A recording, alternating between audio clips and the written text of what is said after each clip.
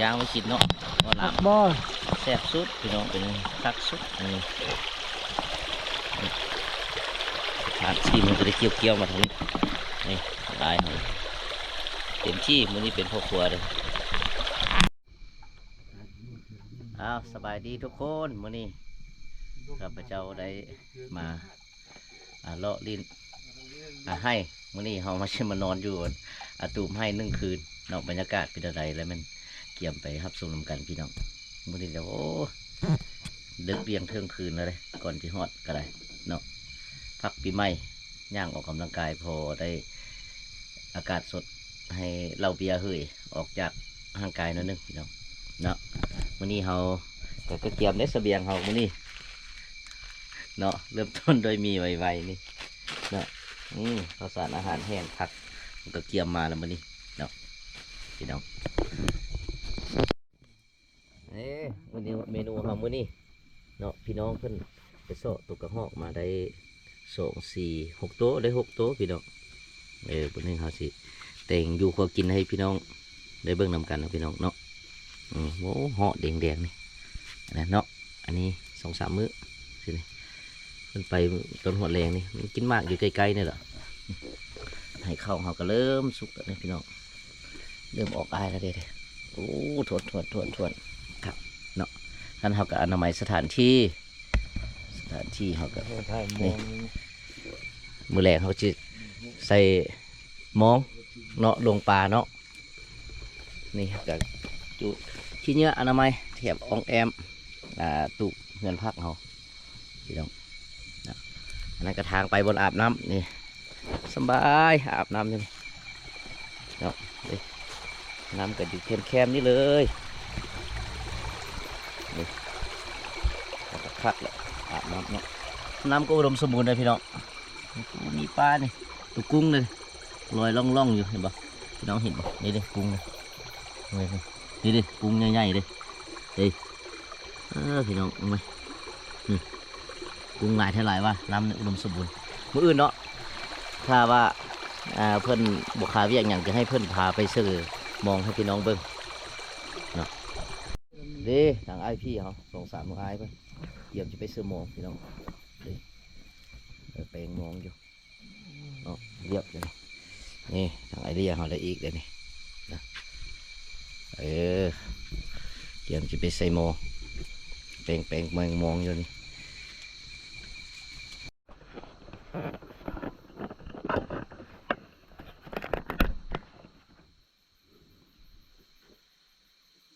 พี่น้องเลยข้าวหอกระสุกแล้วข้าวกิน สุกเรียบร้อยแล้วดีเข้าปะนี่คักว่าแหละพี่น้องไว้ข้าวเหนียวฮ้อนๆกินกับลาบกระหอกเลยจากนั้นเขาเจ้าใส่เบ็ดมาก็จะมีปิ้งปลาอีกหลายแนวโอ้เมนูธรรมชาติเนาะคักพี่น้องนี่กับเหนียวอุ่นๆเปลี่ยนบรรยากาศแ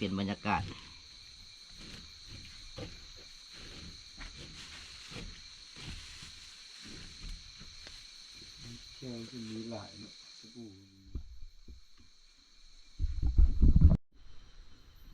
พี่น้องเขาจะเริ่มขวดตัวกระหอกแล้วนะใหญ่ด้วยลายพี่น้ำไฟเสือน้ำฟุดขวดกระหอกปลาไปกิน4-5 ตัวก็คุ้มแหละทิศนึงในกำวัดจีเฮ็ดเมนูแซ่บๆไปกินนี่เป็นจีเฮ็ดอาหารออกกระหอกหอมลงไปใส่หอมลงไป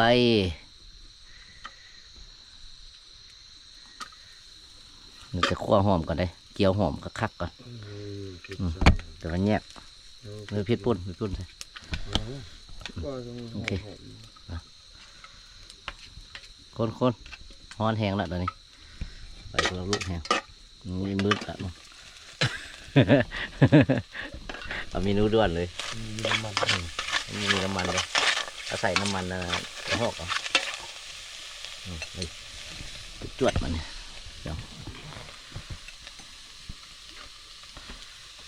กำลังปรุงรสแบบนี้นะเอาเข้าไหม้บ่หรือว่าเกลือต่างๆเกี่ยมไปที่เรียบร้อยแล้วนี่เกลือใส่ลงไปโอ้เป็นว่าตัวนี้หัวว่าลุงชวดๆเลยใส่หลายแซ่บหลาย หลายเสียบ เน้นเป็นนัวเพื่อพ่อครัวนี่ เกลือนี่เห็ดป่นใส่ลงไปจั่ว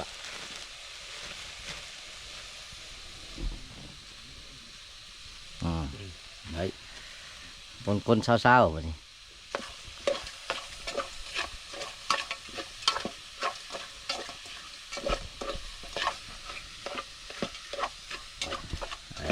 bên đây anh nằm mà say chuột qua có hộp đi đấy đi à đi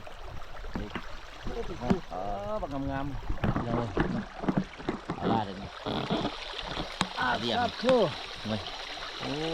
ยยางไม่ชิดเนาะก็น้ำบ่แซ่บสุดพี่น้องเป็นคักสุดนี่ทานชีมันจะได้เกี่ยวๆมาทางนี้นี่ได้เต็มที่มันนี่เป็นพ่อครัวเลยมันเด็ดแล้วมันลืมเสื้อข้าเมื่อกี้นะพี่น้องเสื้อข้านี่หาก็เสื้อข้าเฮ้ยปลาจีดปิ้งอ่ะนะใส่ตัวกระหอกกระลอกคนไทยเอิ้นกระลอกสุดเลย เผ็ดไปนี่เป็นหัวใส่ลงไปมวยล้นโอ้มันคือมีหมากหรือมุนๆเนี่ยนะฮะดูเป็นลูกของมัน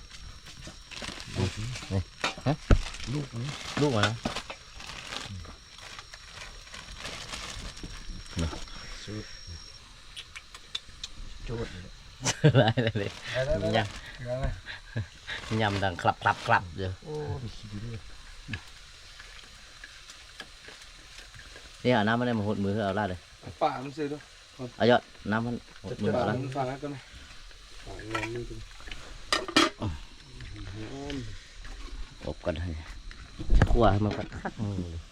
เรื่องจะเอาน้ำจวดเสือมันจังหอมหมกเผ็ดป่นหอมหมกมากโอ้มีเบอร์มากอ่อนเลยนะมากอ่อนเอาวันนี้ผู้เห็ดกินอยู่ทางนี้ก็เต็มที่มีเมนูลืมพ่อตา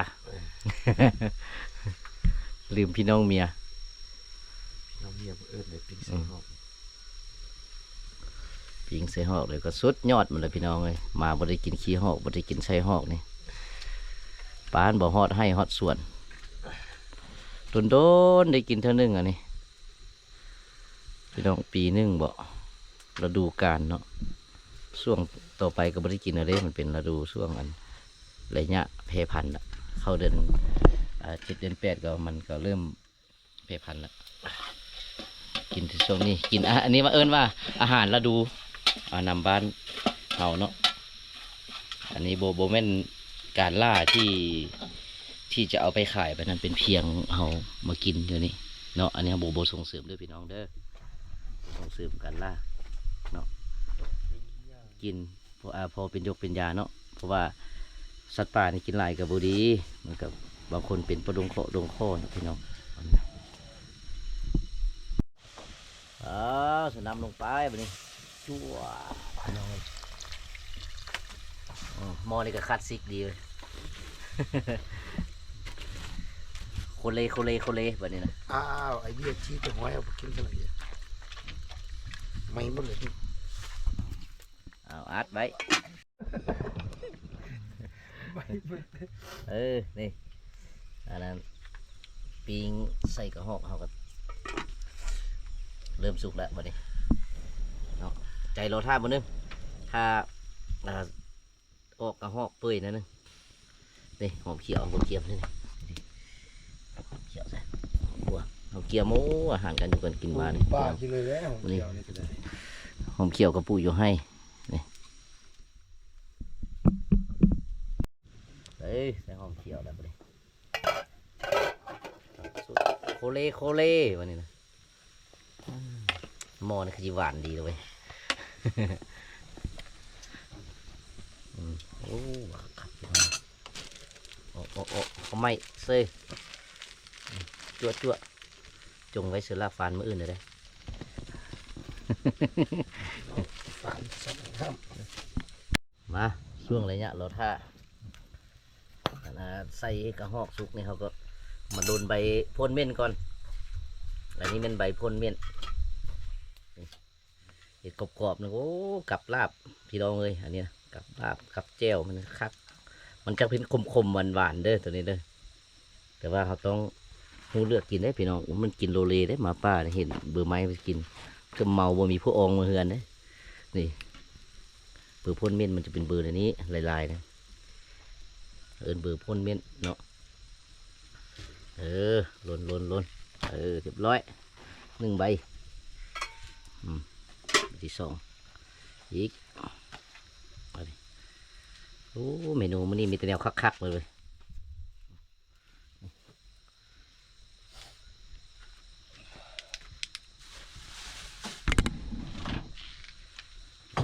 มันเปลวไฟบ่อยากแห้งไปเลยเนาะมันนานขึ้น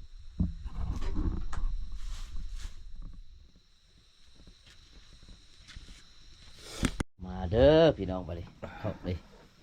เข้าเขากับบักคักๆเลยพี่น้องเตรียมใส่อาหารการอยู่การกินเข้ามีเจียวต้อนี่เลยมะเพ็ดนี่เลย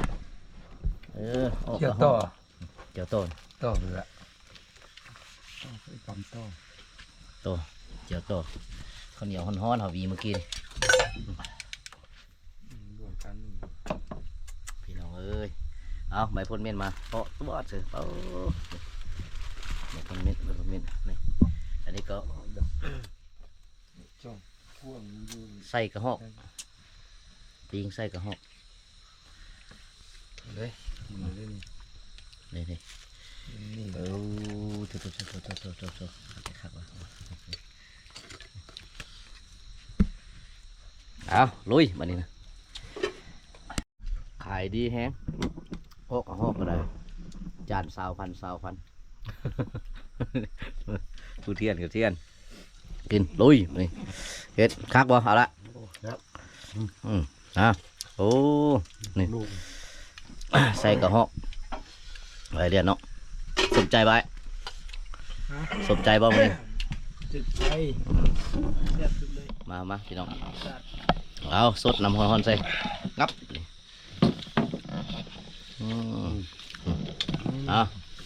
หวานเฮ็ดไปเนี่ย ช่วยได้นี่ โอ้เด้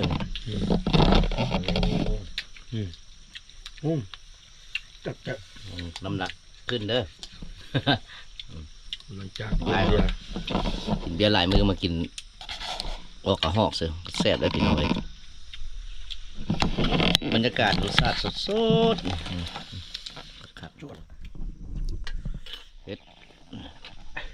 เจาะเดียวเลยจิบไป เล่าข่าวกันแจกมาเฮ็ดบัดนี้อ้าวโอ้ตาย คือว่าส่งหายแหงได้ไปนี่ข้าวเหนียวทำเยอะ หน้า จำพี่น้อง บอกเกลือเป็นหน่วยมือกินเผ็ด มันเป็นอย่างนี้ต้องดึงเดี๋ยวละ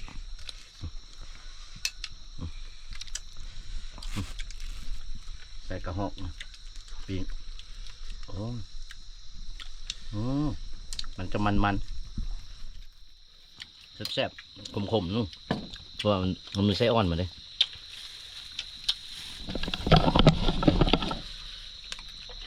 จับเลยตับมันไปลงมาเลยตับเลยตับมัน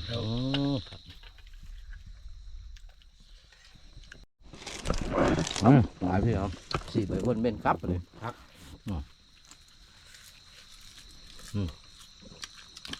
หายเดียวไม่คือว่า2 จอกเลยมันจะเมากันมู่บ่ โอ้ เนาะใบวนเป็นครับเจ้า โอ้แซ่บหลายแซ่บหลาย นี่ตับแซ่บพี่น้องเลยตั้งแต่สงกรานต์มาหากินข้าวแซ่บมื้อเดียวนี่ นี่จะเล่า มาเจอเบียร์บุไว้เมียก็จุ่มเอาปลาเล่าซี่กับซี่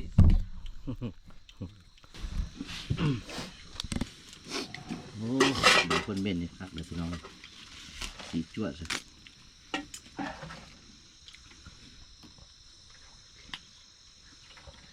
เอาชิ้นกระหอกมาสิ กระลอก กระหอกสิกลับเลยพี่น้องไปดิ บ่ได้ช่วย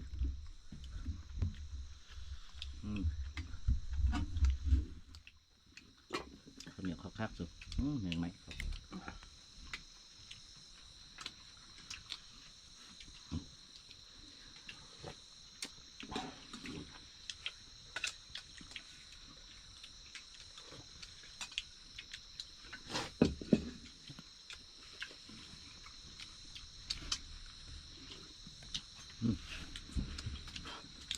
ตับตัวกระหอกพี่น้องมันใส่มาเป็นตับปลุกเลย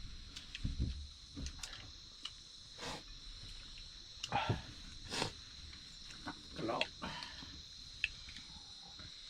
เอากลับ มาป้อนมา3-4 เดือนมันได้ได้$1,000ป้อน3 เดือน4 เดือน